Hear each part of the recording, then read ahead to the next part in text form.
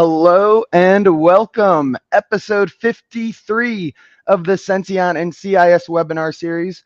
My co-host Rich McGraw has been text MIA. Hopefully he pops in at some point today. Otherwise, we are joined by Ray Feldman, the Strategic Alliance President Partner of LastPass. You are the guy to talk to for partnerships. So thank you for joining me today, man. Really excited to get into some of these password settings, and a lot of SmartScreen will be talked about today. So today's episode is going to be a little special because we're going to kick off with a little bit of synergy talk, right? How do vendors work together? Specifically, Senteon and LastPass, right? This synergy topic is just growing in need and necessity, and integrate this, integrate that. What is the outcome we're all striving for? So really excited to get into a little bit of the business perspective with you today, Ray. So before we get into that, per usual, let's do a little housekeeping. If we can toss my screen on, we have some webinars coming up. We just finished up Can IT Con. It was an absolute blast. Thank you to those hosts there. We were glad to be a sponsor. Tomorrow, we're going to be doing a webinar with Kevin Dutkowitz. I always struggle with Kevin's last name.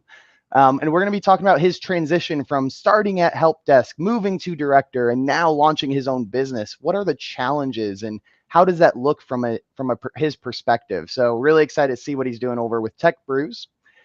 My next event will be CornCon. I'll be out there as a speaker. I'm really excited to kind of dive into a lot of the settings we talk about here. So CornCon's coming in October. Extremely excited to be there with some of our friends. And again, Senteon here. You can catch all of our webinars. They're embedded to our website. You can watch them here. I do the CIS Benchmarks series weekly, and I do some various topics like the one tomorrow and the one last week with Jared Brantley on automation, parallel to the series, right? So we're covering both aspects of technical and more business high value. And Senteon, again, is a single platform that can harden workstations, servers, and browsers. And we take all of the CIS recommendations you can see here, and we actually crosswalk them across the other frameworks you might care about a little bit more. And you can click into any of these, see what it is, and of course, how it maps into the relevant frameworks. So all of this right here is our free offering, freemium right here.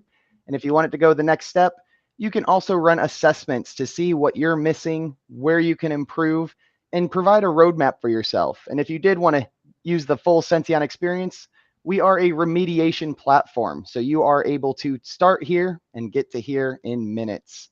So that's the housekeeping for today. Let's get into the episode. Right. Ray, LastPass, you're just a password manager, right? Nothing else, right? That's it, right? Who's Ray? Tell us the full story of what LastPass is up to lately. Yeah, of course. So I started my LastPass journey, maybe about 5 months ago. So I'm still pretty new here at LastPass. But yeah, I manage all things technical alliances, specifically cloud marketplaces, any integration vendors. We're obviously, beloved by many SIMs and EDR and XDR platforms out there who love to see where users are logging in from, and all the failed passwords attempts from bots and all that sort of fun stuff. So but yeah, LastPass, enterprise password management solution. Not often you see tools that are both convenient for a user and secure, but that's what we aim to be, as our chief secure technology officer likes to say. So awesome. Yeah, happy to be here, man, and glad you're back. You've been kind of everywhere. Shows are nonstop in this market. And speaking of the market with MSPs, when I think LastPass, I typically do immediately think enterprise password security manager, right? But I was over at Can IT Con, and LastPass had a booth. I'm seeing LastPass booth at ChannelCon, at a lot of MSP events. Could you maybe share a little high level, who is LastPass serving? Yeah, one of the things that really drew me to LastPass was just how universal we are across the board, right? Like, we can be implemented at a 5-person company, a 5,000-person company. Like I previously mentioned, all the hyperscalers really like working with us, AWS, Microsoft, a lot of different other ISVs and tech partners. Even us, we have a really nice Better Together story, right? How helping customers achieve a very foundational element of security, which is configuring and hardening settings and then managing your credentials, right? You can't get much more bread and butter than that. But from an MSP standpoint, we've got a large group of MSPs that we serve as well, and it's a big focus for us. So That's awesome to hear. And I know the MSP market needs it. There's a massive, I think, just general push across all markets. But this concept, when you say foundational, it is truly, hey, I have an asset, right? Once you know you have the asset, configuring the asset, right? That is the most foundation of foundation, right? It goes a little beyond that, right? You got to have access management and maybe some whitelisting, blacklisting. Like there's a lot to hardening and foundational security. But at the scope of configurations and scope of password manager, for configs itself, you don't even need a third-party platform. Of course, Senteon makes it easier, but these are things you can do at only the cost of labor, right? A password manager like LastPass, right? That you're going to need a platform to do something like that. But there's aspects of security and foundational frameworks that you can do today. So really, really good intro there. Wanted to make sure it was known that LastPass is serving the MSP community because that is a lot of where I live, right? So very, very awesome. Thank you for that. So today's episode, like I shared, we're going to be doing something a little different. We're going to dive into this synergy. So if we can pop up the first slide here. Ray, before we dive into the specifics of Senteon LastPass synergy, why is vendor synergy kind of a topic today? Why did LastPass invest in you to lead strategic partnerships? Why would they do that? I think having a strong ecosystem of partners, not only from the vendor perspective, whether it's go-to-market efforts or what else, it's a big customer advantage, right? Having that strong ecosystem allows you to approach cybersecurity the way that you would want to as a practitioner from a holistic point of view, right? Again, I always fall back on like what's foundational, what's the bread and butter of cybersecurity. What are the things you should be doing? Back at my time at CIS, that's one of the things I loved about there is we were a very easy to implement framework, globally renowned. It was all the things that you should be doing to bootstrap.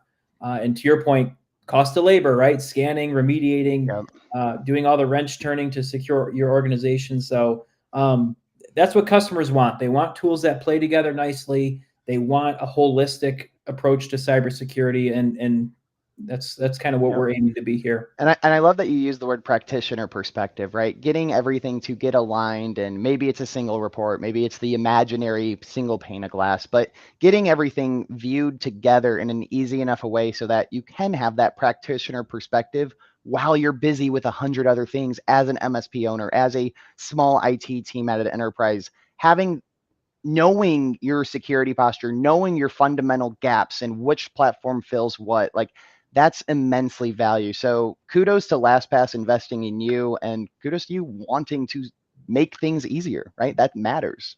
Big time. And you mentioned one thing I think I forgot to give a shout out because I forgot myself. You come from CIS, is that right? Yeah, I was at CIS for a few years, started back in 2019, right shortly before the era of COVID, right?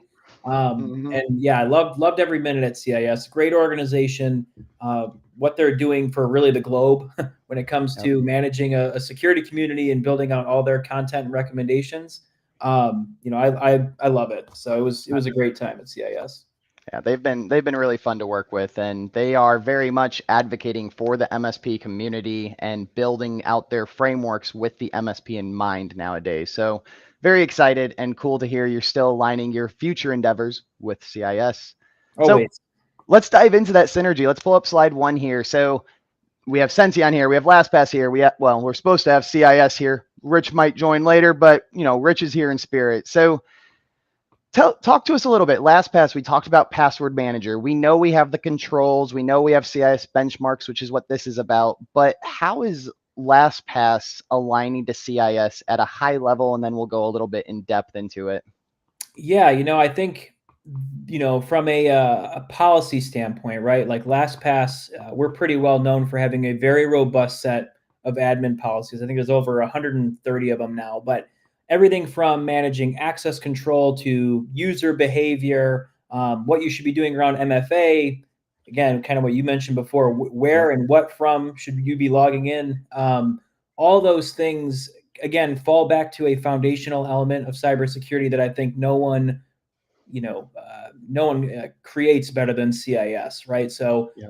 it could be something as simple as, hey, thou shall have this length of password, or it should be this complex. It should have these special characters, whatever. Aligning to CIS is always a smart way to go. I think every CIS benchmark starts with ensure. I think it should start with thou are too. I think that was a much better way of saying it. Yep. But that's a big thing to emphasize here as well. CIS, and it's our chosen framework. Maybe you'll echo this, but it's our chosen framework at Senteon because it's not saying you need to complete this outcome. It is saying, hey, you need to do this to that to achieve this, right? It's a defensible path of security, right? If an incident happens and God forbid I ever end up in the court of law or I need to defend why I made decisions, it's not me saying, hey, Senteon told me to do this or my gut told me to do this. It's CIS, this globally recognized organization, told me to do this, or LastPass told me to do this because it meets this CIS requirement, right? This concept of defensibility. Maybe you can expand on that a little bit, Ray. What does defensibility mean to you guys? I mean, to me, it's really achieving a robust security posture, right? Like foundational elements of cybersecurity are baked really well into CIS and even some other compliance frameworks out there. But it's really, to me, that's just a baseline. Mhm. Understanding your risk and attack surface specifically as an organization, and really getting into what's the minimum level of effort we need to complete in order to actually be secure, not even just compliant, because again, that's to me a baseline Yep. and foundational, right? You need to build on that, but understanding what your risks are, running assessments, really doing the, kind of behind the scenes almost work that platforms and tools don't accomplish sometimes. Yep. Building out your own policies, right, and procedures.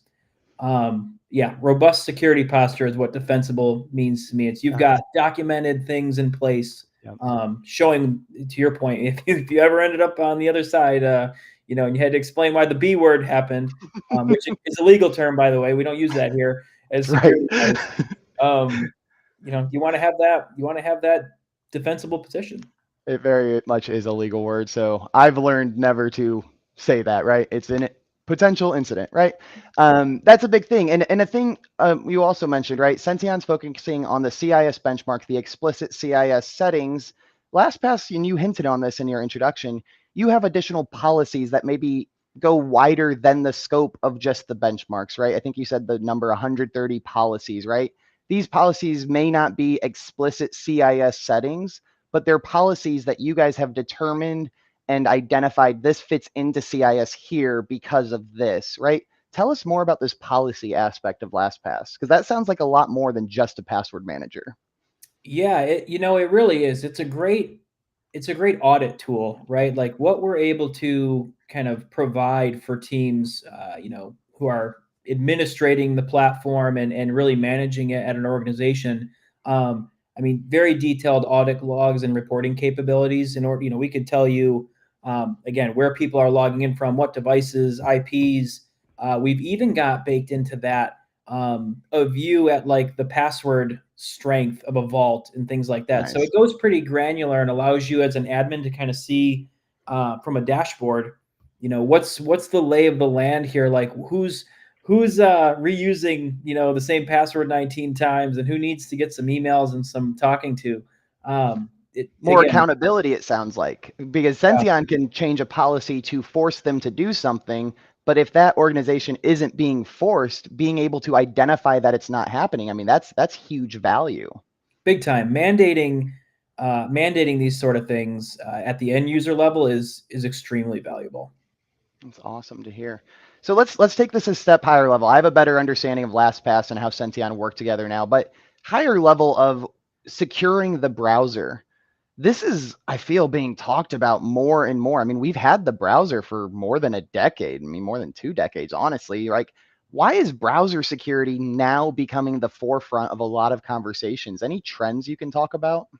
Well, I can tell you that at LastPass, we see a lot of organizations using the browsers to store passwords, right? And I mean, come on, it's so easy. You type something in, and it can't pop up fast enough to say yes, save this here. I mean, and it's not even just passwords, right? It's other information that it's taking. Could be addresses, Payment information, right? Some of the financial settings we talk information. Yeah, about are payment queries, location queries, autofill, right? Those are the settings that we talk about in this series, and they are all available by default. You have to take the initiative as a business to either say, well, you should take that not configured to explicitly allow, which probably shouldn't, but explicitly not allow if you can get that barrier of might be a little usability impactful, right? A little bit of complaints, but if you can overcome that, the security value is immense. But to your point with the trends, it sounds like usability has just been prioritized so much.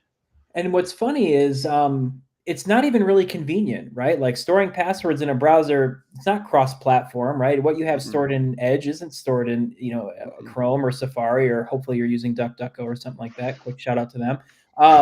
It's not encrypted. It can't be audited. It's not convenient at the end of the day, right? Because you can't easily share these passwords either. So I almost want to say you might as well just use a sticky note, and if you're storing passwords in the browser, pray that your network isn't flat and that you don't have someone lurking, because you'll be in trouble.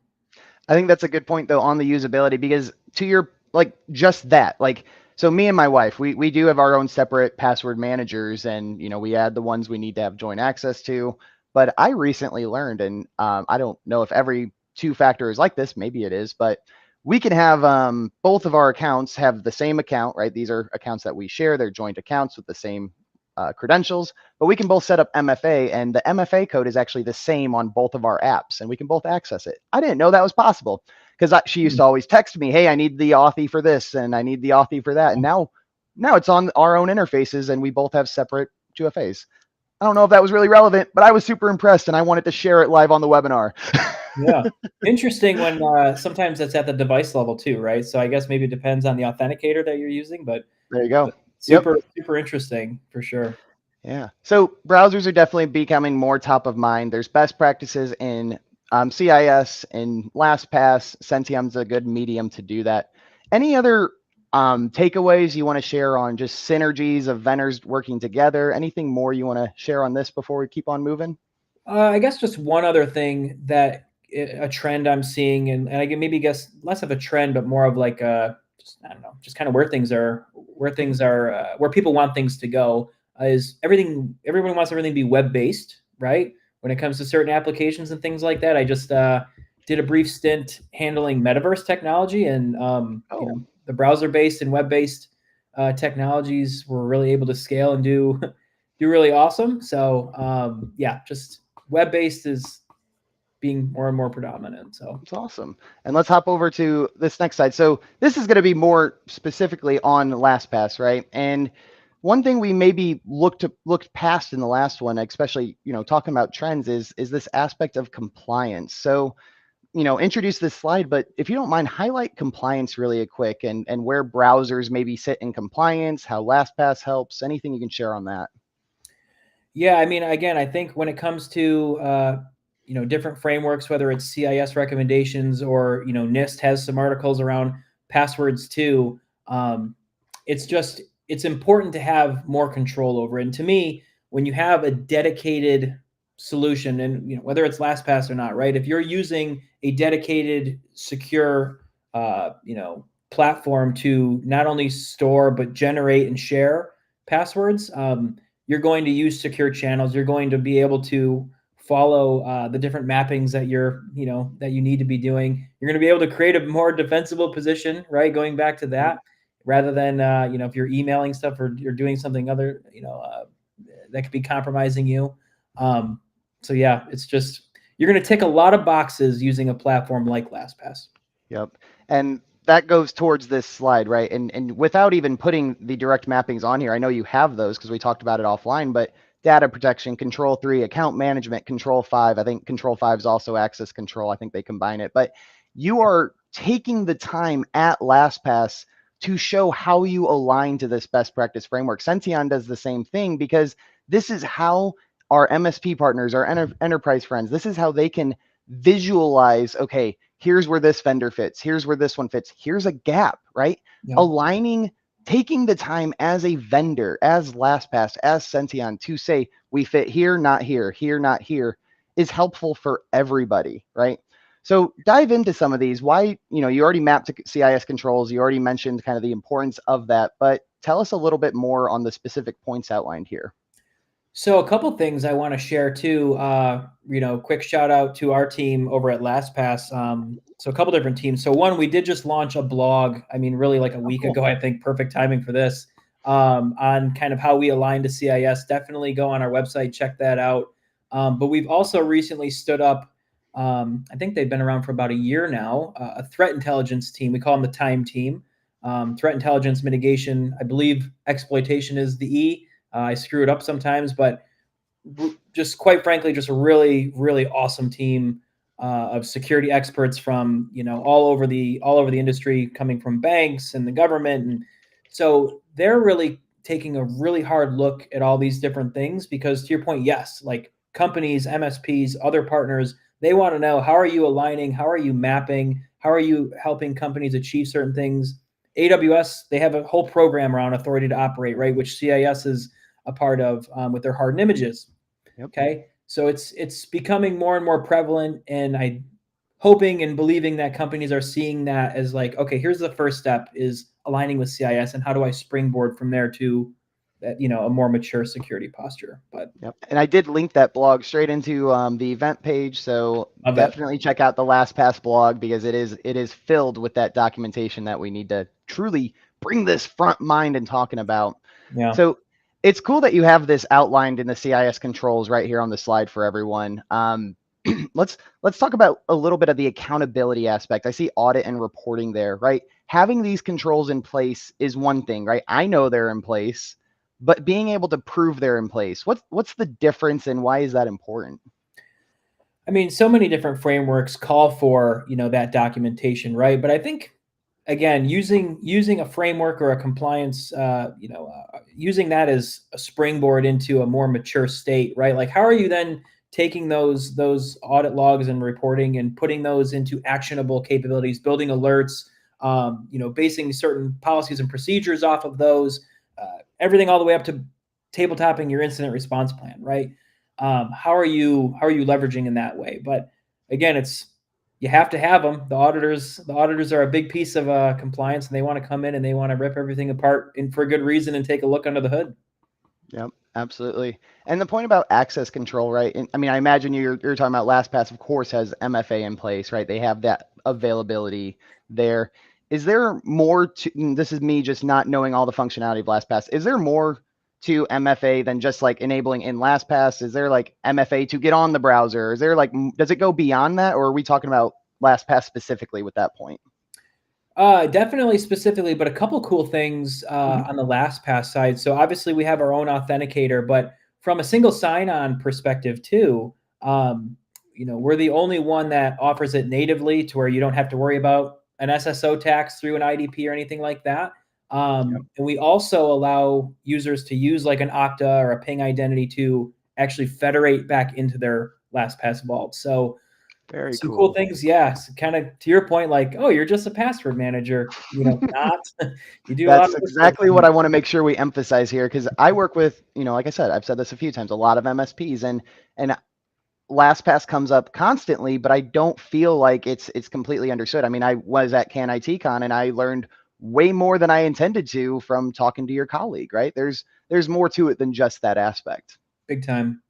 Yeah, and we're quite frankly doing a better job of being more consistent in the market, kind of coming out of this cocoon as our own standalone cybersecurity company and really being a force in the industry, being a community partner, again, working with like-minded companies like Senteon who are like doing real good in the industry, and truly helping organizations reach that defensible position.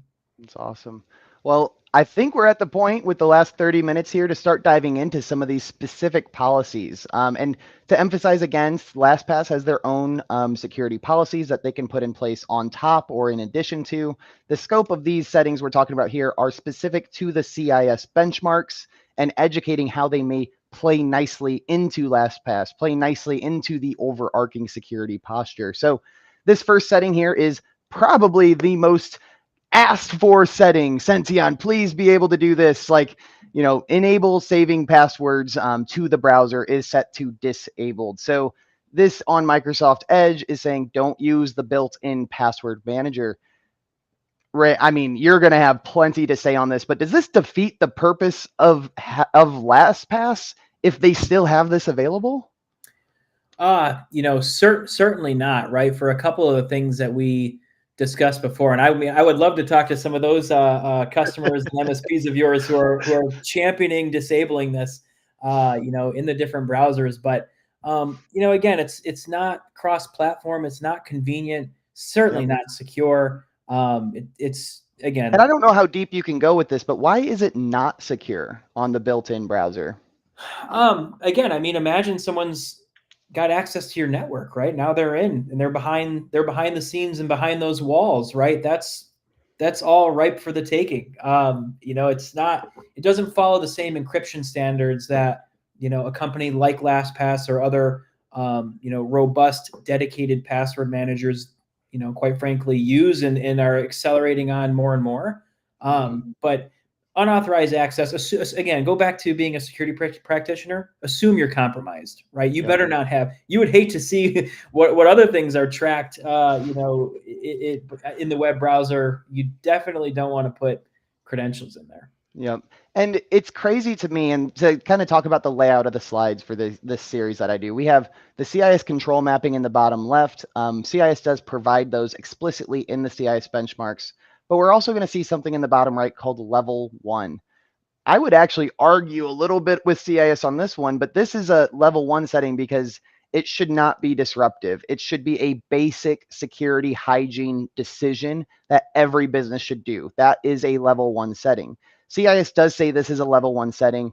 I can see a lot of end clients pushing back on this and it being pretty disruptive. So I might consider this, a level 1 plus, right? A little bit tougher to get the end client to want to allow this. But Sure. again, this goes into the sales process, right? If you say, hey, we need to do this because of this, no, don't panic. I'm not saying you need to memorize all 500 passwords. We're going to be giving you this because, right? So to that point, Ray, I just wanted to call out, this is something every business should do. CIS thinks it's a level 1.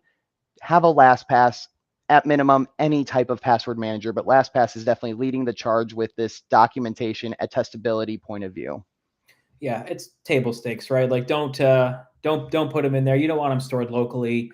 Um, yeah, just I don't know if you're, and again, I know you're partner on the partnership side. Have you talked to an enterprise or an MSP yourself or heard stories of, reasons they may not want you to allow to disable the built-in browser? Is there like a pushback of using a password manager? Is that a challenge you've dealt with or heard about? I mean, so I, personally haven't had, the pleasure to Mhm. speak with many customers, right? But I do get to interact with a lot of customer facing teams here at LastPass. And I can tell you that a lot of customers, they want to they want to do something, right? They want to lean on browser, built-in browser password manager as a bit of a crutch, right? They almost see it as better than nothing, but I think as we've kind of pointed out, it kind of increases your attack surface in a way, Yep. right? Like, are you truly better maybe just writing that thing down in a notebook and then putting it in a locked filing cabinet? I mean, half the people that come across that won't even be able to read your handwriting. Maybe, who knows? Yep. Um, so we Yep. definitely see that as folks who think that it's a better than nothing solution, and it arguably is it though. Like, Yeah, arguably isn't. And I do want to call out the did you know here because it sounds like one of those 130 policies you have, you can actually disable this for them, right? You don't even need to manually do it. You don't even need Senteon in this scenario because this is one of those policies LastPass can manage. That's awesome. yeah, right, built into our product. So our product's smart enough to know, like, hey, we're not gonna paste, plain text passwords into the browser. Like, we're not gonna allow you to save them there, for these applications or whatever. So, yeah, awesome. Let's go ahead and dive into the next setting here. A setting of, we're talking about passwords and SmartScreen today, but here's one. Enable startup boost is set to disabled. When I first read this, I was a little confused, but I was like, does this mean like making sure things don't boot up too quickly? Like, is that really all this is saying? Like, does it, because then if it boots on too fast, it skips certain security layers? Like, I didn't really understand this out of the gate. But that kind of turns out, a little bit of research behind it, kind of sounds like that's exactly what it was doing, making sure things don't stay running or boot on too fast and skip security layers. Is this a setting you have any additional comments on right here? yeah, I mean, you definitely don't want unnecessary or non-critical systems and programs taking a drag on any of the much more critical security focused ones, right? And to me, it's almost like, I don't want to put on a tinfoil hat or anything, but if you've got random programs running amok or constantly running, or could just be places to hide, right? Yep. Yep. So It's preventing those background processes from starting too quickly, right? If the background process starts before the security process, the heck was the point of the security, right? yeah, It's making sure things are starting in the right order, not trying to use resources. I know that's one thing that's talked about a little bit, is how do I make sure my computer has enough resources, the battery's dying too fast? Like, these are settings that are not only going to make you more operationally more efficient, but resource optimized and so forth. So this is a good setting to still just mention, even though it's probably not talked about that much. and we don't want security to get blamed for poor performance either, right? Like, we don't want our programs to be, the ones that are shut off or delayed or anything like that, because someone's battery is draining too fast or something's running too Yep. slow. A good friend of mine, her name's Holly. She owns a company, Voice and Code. Check her out on LinkedIn. She's got an awesome series on the user experience behind Ooh. just security, right? Human-centered security. And You'll have to she link that one after the show. I haven't heard yeah. of her. She's your next guest, I think. She's awesome. You guys would definitely have a lot of synergy. But yeah, I mean, the user experience behind this, right? Like, we don't want that to take a hit either, and don't want security to come into the spotlight as to potentially why that's happening. Yep. All right, let's do this next setting here. I think we're making great pace. I think we only have about 10 settings today, so we're doing very good. But this one here specifies whether to allow websites to make requests to more private network endpoints is set to disabled. This is screaming to me that my computer that I'm on, that's my profile, now wants to communicate with other endpoints, maybe in the enterprise, but still other endpoints. Sounds like if a bad actor has access to this setting, one point of compromise becomes the whole business.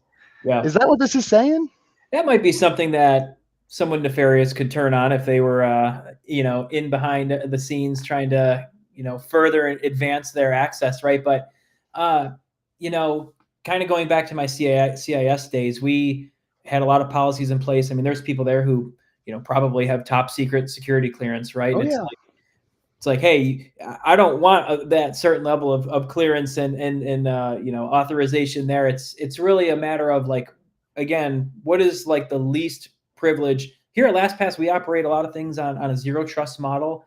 Sure. We don't know your master password, right? Like, all that sort of stuff. So that is kind of my default, and trying to find the balance between, how can we totally cut off the access and be as secure and limited as possible, but you need to find the right balance to experience with the user, not overcomplicating things or overextending your resources, right? It's like, what are the minimum things I need to do to be secure at my organization? But this seems like one of those that you want to clamp down on pretty good. And it would, and there, I'm sure, I'm sure there's people who could come on the show and argue like, oh, it saves me 10 minutes a day if I don't have to go walk over and sign into that other machine, right? There are operational use cases for this, but at one point our off-air conversation, right? Security versus usability, right?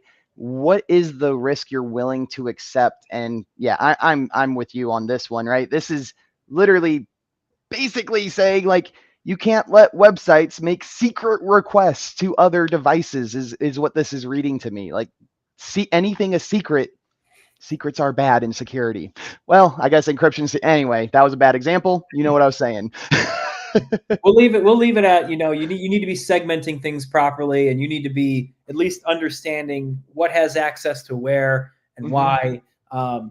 Document it, Yep. if there's an exception, right? And then with all else fails, make sure you have that plan to, break glass when needed. So Yep. All right. The rest of the settings today, if I remember correctly, we're going to be talking about Microsoft Defender. I think specifically SmartScreen, honestly. So Microsoft Defender SmartScreen is set to enabled. So all of the policies that we're going to be closing out the episode with, in order to configure these following episodes, this setting here must be enabled, right? Because if this is not on, then we can't do all of the complementary settings. And that's a big thing I want to emphasize to the listeners who maybe haven't looked at the CIS benchmarks before, maybe haven't configured a browser before, right? There are settings that you have to have in place in order to do the other settings.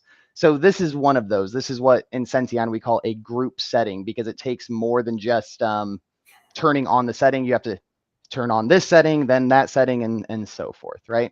So configure Microsoft Defender SmartScreen.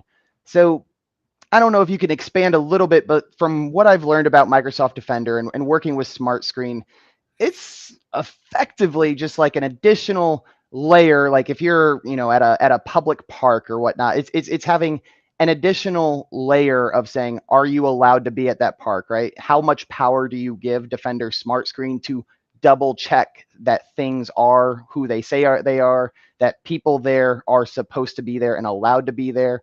But is there anything more you want to add on just what Microsoft Defender SmartScreen is at a high level? I mean, it's a good bouncer, right? Yeah, It's that's a perfect I mean, phrase.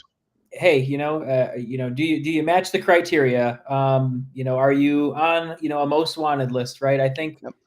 again, and why I really wanted to come on with Senteon, and why I love what you guys in CIS are doing. Again, and this is in LastPass. This Mm-hmm. is table stakes, right? I mean, you need to you need to be Yep. thinking about these things and doing it. But one other thing that I wanted to throw out there on Defender is that we actually integrate with Microsoft Defender. Oh, So yeah, really cool. We've got a push integration with them where we're actually sending them those event and audit logs, like I had mentioned previously. So yeah, okay. definitely a big fan of Defender over here, and some of the other Microsoft suite that we So integrate it with. sounds like you're able to share some of the data points you're gathering to Defender. Is there any opposite way? Do you guys ingest anything Defender? Is Defender required to be on it to use LastPass, or could you expand a little bit more on that? No, none of the kind of bidirectional like data ingestion on the LastPass side. The only other thing I guess I'd throw out that's relative to that is we have something with Entra ID as well, Okay. where again, companies can federate into their LastPass vault through there. So I think layer, like you said, it's a great word to use here. Yep. It's a good foundational element to have put up. Awesome.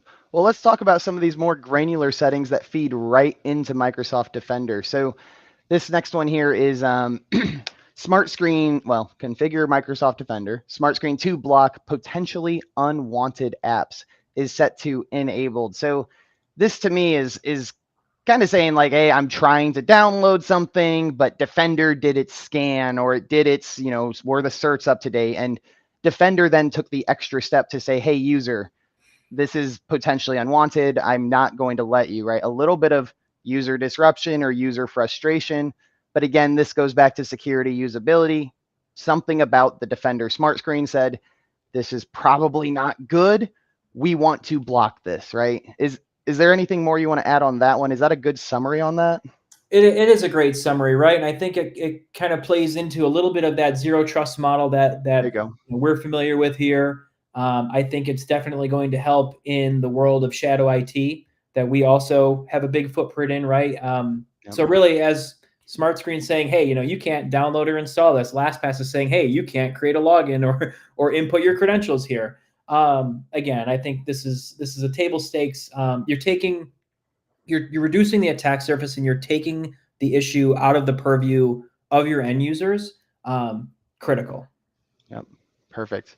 And the next setting here, again, we'll go a little bit rapid fire, right? We're just talking about this is a whole other layer, and these are the group settings that feed into it. So Microsoft Defender SmartScreen also plays a role with DNS requests, right? Is something broken? It's probably DNS, right? So they do recommend to have this disabled so that Defender SmartScreen can actually block certain DNS requests, right? It's going to make a decision for you, which anything that's making a decision for me on the security perspective can be disruptive, but there's value to it. So with DNS, I can have my friends over at DefenseX come and talk about DNS. I can have a lot of friends. DNS is everywhere. There's a lot of vendors who focus on DNS. But what I will share in addition is you have Microsoft Defender SmartScreen built in. So if you don't have a DNS vendor, you don't know exactly what everything it can do. This is a setting already on the device that you can manage. This is something you can do. And by having this one specifically in place, like I would kind of say, like, this is if you have a secret and you tell your secret to your friend, let's just making sure your friend then doesn't go share that secret with everyone, right? This is making sure your friend is only sharing the secret with who they can share it with, right? It's that extra layer of, are you allowed to be doing that, right? That extra just checks and balance. Yeah. Don't talk about Fight Club, right? Like keep it Don't all, talk about Fight Club. keep it all in, right? No, I think this is another good one, and this kind of really gets me going on like the synergy and the differences, the complementary nature of security and privacy, however you want to frame it. But yeah, I mean, to me, it's sometimes it's privacy for your own good sort of thing, right? Yeah, absolutely. And I mean, it goes towards how does Senteon and LastPass work together? How does LastPass and CIS work together, right? These are things that fall a little out of your purview, but if in place, maybe makes LastPass or maybe makes the browser as a whole more secure by foundational security, right? These all feed Right. into each other. You shouldn't, if you have LastPass, that doesn't mean you turn this off. It doesn't mean you don't need this. It's a layered security approach. Yeah, and it's exactly how organizations should be thinking. And when we're positioning LastPass or talking about LastPass with our customers and partners, it's again, I think we're really good at talking about a strategic, holistic approach to your cybersecurity program in general, right? Like, yes, we solve what's probably one of the main vectors for Yeah. suffering the B word, right?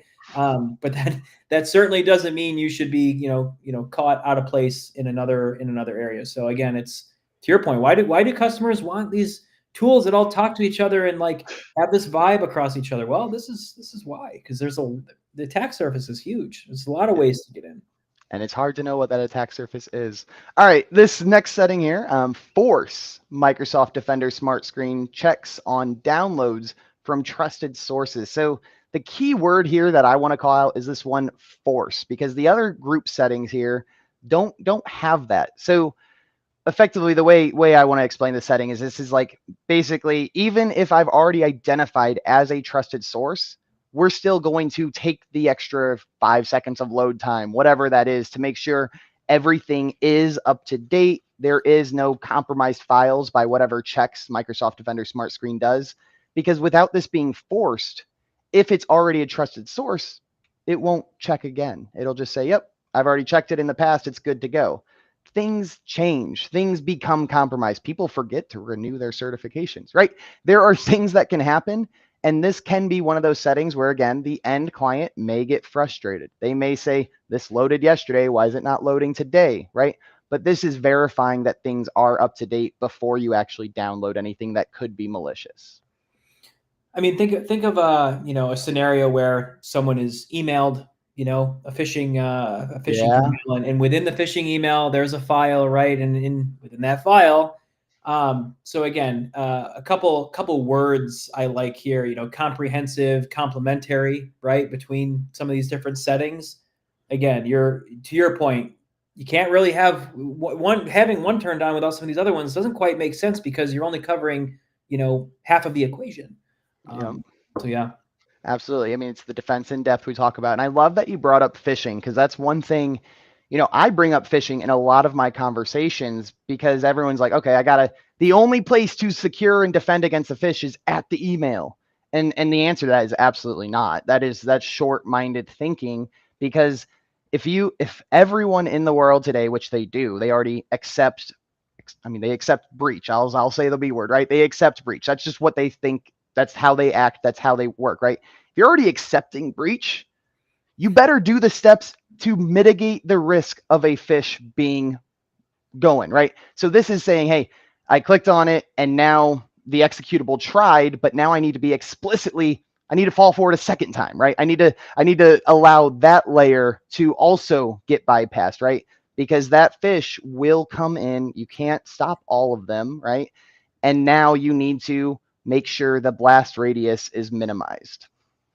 I think protecting against phishing attacks, which are just as prominent as ever, Sure. if not more. And now there's several iterations of what that looks like. And don't even get me started on deep fakes and everything else. Oh yeah. Yeah, we'll leave There's that. plenty of time. I mean, the OS of Windows, and I think they're building in AI to the OS. So there's going to be more CIS benchmarks to disable. Yeah, Senteon has the work to keep up with all these new settings. Yeah. I'm sure you and CIS can come together on a thou shall not take a blood sample from me too. Yeah.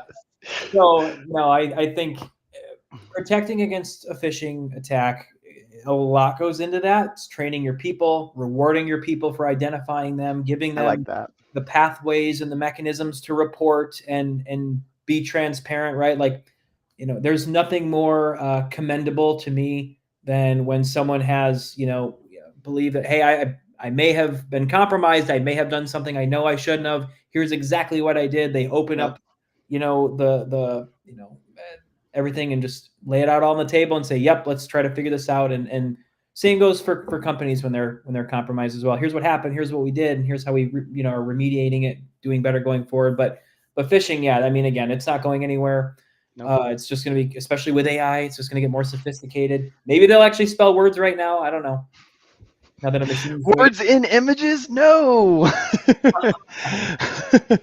But that brings up man, I had a really good segue because you said something. Oh, the privacy aspect. A lot of these CIS benchmarks, maybe they don't enhance security, but the privacy side, they're hiding some of that identifiable information, right? If a privacy setting is loose and a bad actor gets access to a just privacy setting, they can now tailor that phish to be more explicit, spear phishing, as they call it, right? It's going to be more like, oh, this can't be fake. That's, wow, you know exactly where I am. Like that's the real Starbucks around the corner from me. I'm going to click that link for a free coffee, right? So these settings, again, are about not just security, but about your privacy and making sure those phish are generic as possible, aren't confusing, and making sure there's a limited blast radius if the worst happens.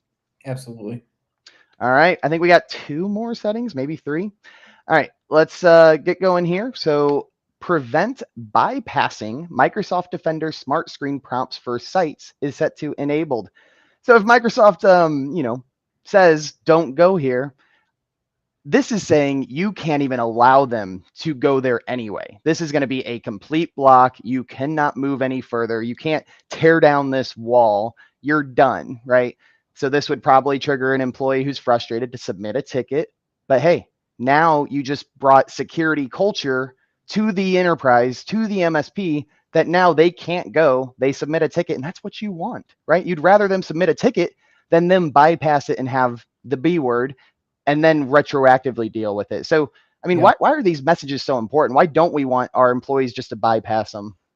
I mean, and what's important is if you're going to, and I recommend to, mandate XYZ security controls, right? Have things in place. Don't allow users to run free, bypass things. Don't allow them to, not reset their password after whatever the rule says you're supposed to after amount of time, whatever the case may be.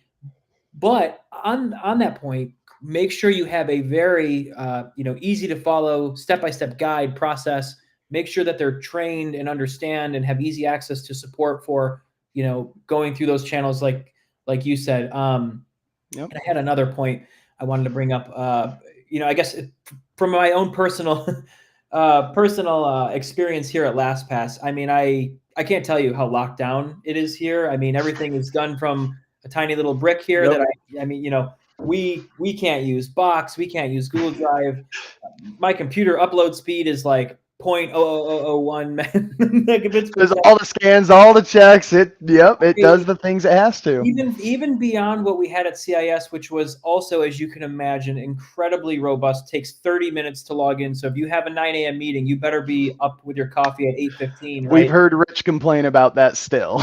You know, and but what I will tell you is that from my experience at both of those organizations, at CIS and here at LastPass, having the people and the processes and procedures behind, like, not only explaining why these are in place and communicating when they're being put into effect and all those different things, like, you need to have empathy for the end user. But at the same point in time, you have to have these things mandated in place. You have to be able to drive adoption to certain tools that Yes. create that secure layer. What does Tony Stark and Iron Man say, or an Avengers say, right? Putting a suit of armor around the world. That's what you have to do with your organization, right? Yeah, So and I think the word choice. I think the word choice was fabulous. The one word I wish you would have said is evangelize. Right? As MSPs, we have to evangelize the technology to the end clients, and as enterprises, right, the employees of the enterprise, they don't know any of these security tech. So it's up to us security professionals, us vendors, right? We need to evangelize what we do to you so that you're empowered to evangelize ongoing. Because without the commitment and the buy-in from leadership, let alone leadership, you need the buy-in of the whole company. If you don't have buy-in, no one's going to do it. my favorite MSPs are the ones who do this really well, right? Who are able to evangelize the what, the why, the how, although the end user might not really care about the how, right? Right. Um, How in depth do you go? Yep. right. But being able to put those things in place to create a good experience, it drives a lot of credibility at the end of the day. I mean, think of physical security tools that are in place, right? Like when I drop my Yeah. daughter off at preschool, they have signs and cameras and badge scanning things everywhere, and say, don't you go tailgating. And I'm the guy who doesn't hold the door open for anybody, and people give me the sideways looks, right? I'm following policy. I'm sorry, I'm sorry, but these things are in place for that reason, and it's like you need to just make it real for them. So I've seen MSPs who have awesome security awareness training programs, and they build some of those we'll call them virtual gates into that training, saying the why, and then kind of how it affects you, and this, hey, this is why we're doing it, because this could happen and this is how it could affect you. Yep.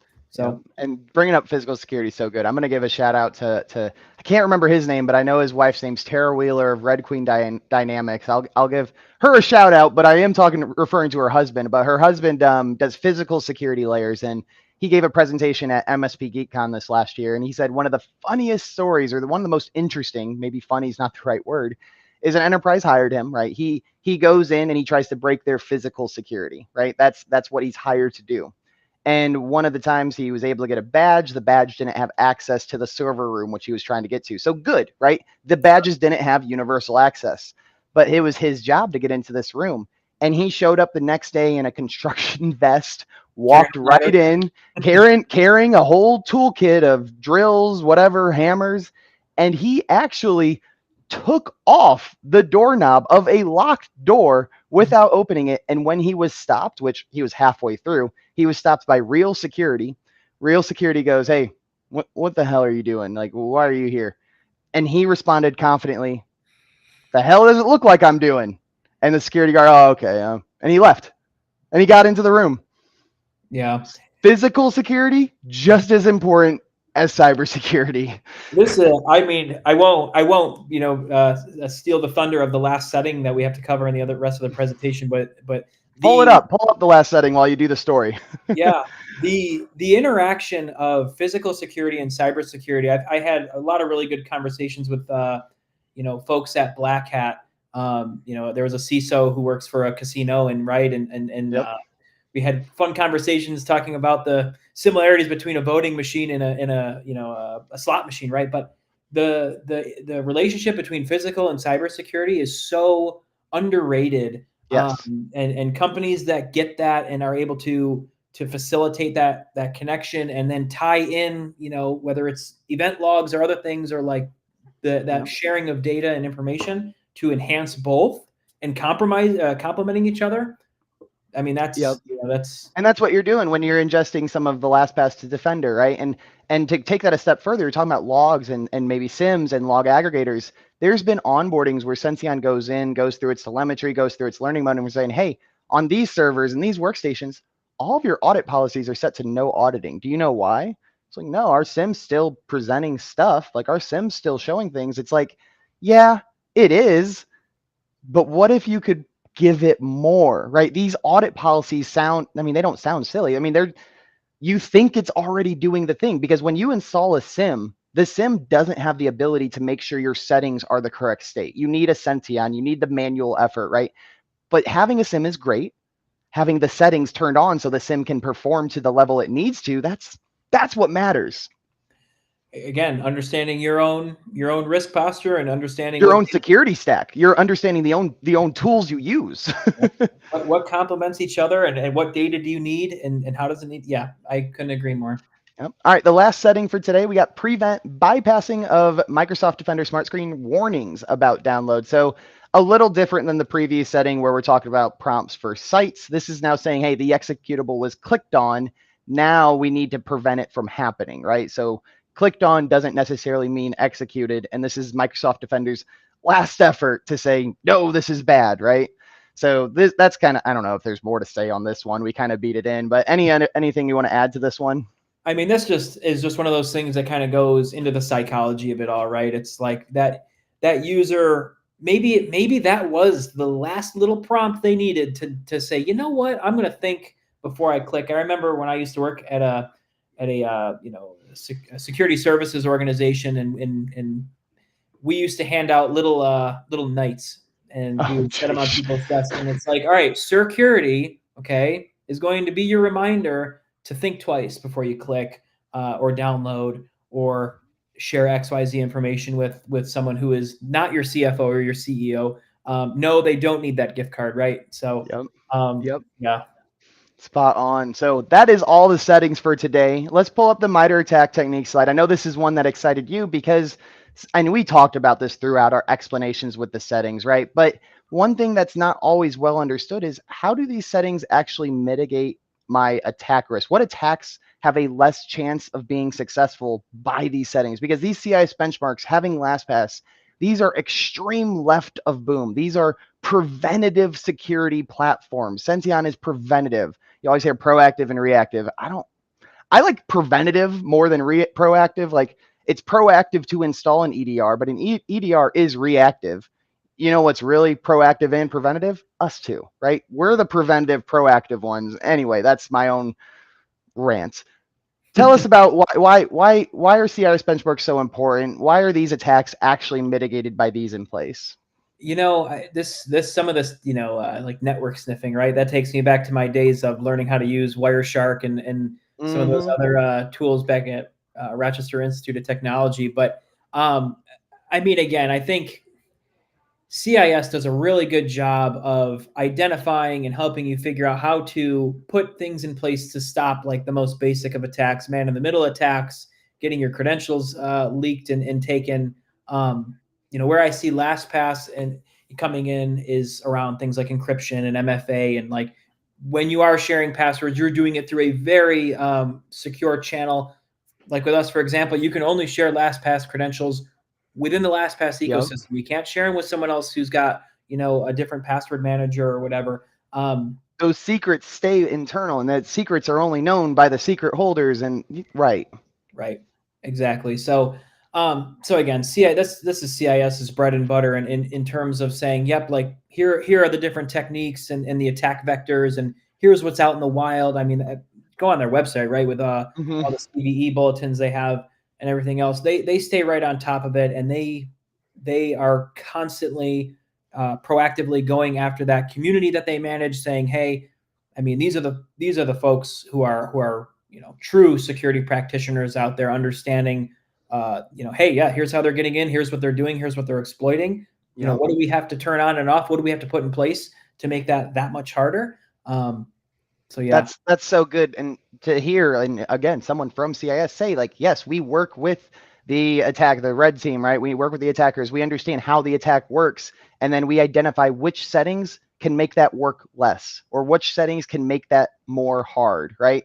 So it's cool to hear your perspective, being literally previously at CIS, but also relating your experience there to LastPass today. So thanks for that. Thanks for that overview there. Of course. Now we got 1 minute left where we got kind of this conclusion slide. I do this slide every week, but you know, an MSP looking to do hardening for the first time, maybe they have no background in it, they've never changed a config, right?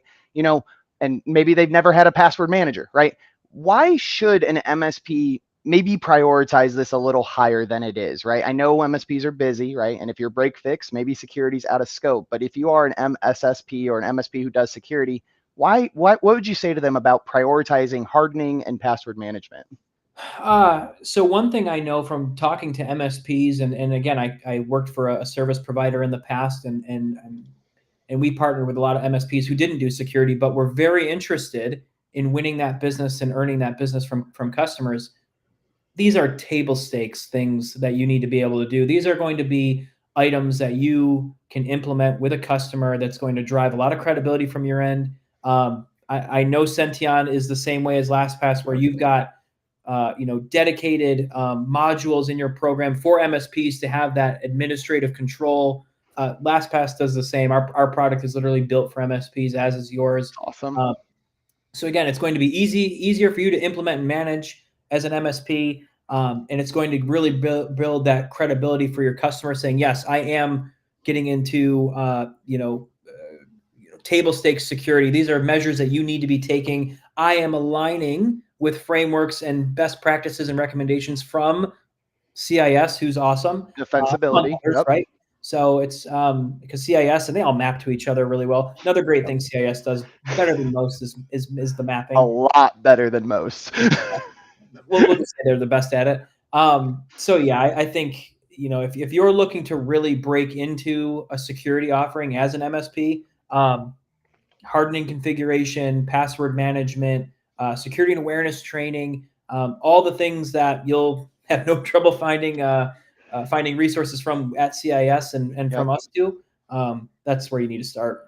That's awesome to hear. It is more than just the security value, right? This is driving security culture. This is making sure users can't get to areas they shouldn't, making sure that the phishing, if clicked, isn't executed, right? It's all this left of boom, preventative, and that was a really good summary on why you should prioritize it. Now we're already 2 minutes over, but I love to give each guest, hey, is there any concluding thoughts before I wrap up the show? Is there anything else you want to leave with? You already did a great one with this slide, but is there anything else you want to add in the last minute? Yeah, the last thing I'll say on this point too for MSPs is operational efficiency, right? Like having products that are not only making your clients more secure, saving you from wrench turning, right? Like saving you from being at your help desk 24/7, doing 1,000 password resets. We would love to, have you not have to do those as much anymore, right? So again, it's a lot of times, not always, but a lot of times, having just the right amount of security in place that's perfect for that organization or for that customer is going to create operational efficiencies and hopefully a better user experience if you've built it consciously thinking about the user experience. That is well done. And it sounds like LastPass did consider the user experience in building the platform. So kudos to you on thinking about the whole journey. Absolutely. If there's one thing I'll say about LastPass is we are definitely, and this isn't from me because I've only been here for a few months. This is things, the amount of research I've done talking to, partners and customers, customer-facing teams alike. We're the most user-friendly, support-friendly password manager on the market. That is awesome to hear. All right, let's pull up this wrap-up slide here. So kudos to LastPass, what you're doing with the community. This is awesome to hear. And I know we already talked about some additional follow-up webinars, diving deeper into the partnership of Senteon and LastPass, right? How we might be able to do those integrations and increase the efficacy of each other's solutions, right? This has been really great. Love the direction you guys are going. So again, huge shout out on LastPass and what you're doing. We got some free offerings here. All of these videos are captured on our YouTube channel over at Senteon. LastPass was nice enough to offer their 14-day trial via the webinar, so feel free to check that out. And if you are looking to check out Senteon, we do have a freemium as well as 100 free assessments that I'm happy to onboard, internal, external, all completely free for watching the webinar. And tomorrow we got Kevin Ducktwitz. He'll have to tell me how to say it tomorrow, but the brutal reality of starting a tech company. And then we're going straight back into some more of these CIS benchmarks with James Beerley and Bill Campbell. One thing I don't have on there as well is next week I will be doing a hardening webinar with Ninja One. So that'll be another joint vendor kind of discussion on why hardening matters and the challenges. So really looking forward to really just the initiative of the vendors, right? Vendors are stepping up. We're wanting to work together. We're wanting to communicate, and LastPass and Senteon and obviously Ninja and other friends like Cyrisma, like we're all doing things together to make things more uniform, more integrated, and easier for our partners. Thank you, Ray. Awesome guest. Looking forward to the next episode. Yeah, appreciate it as always, and keep up the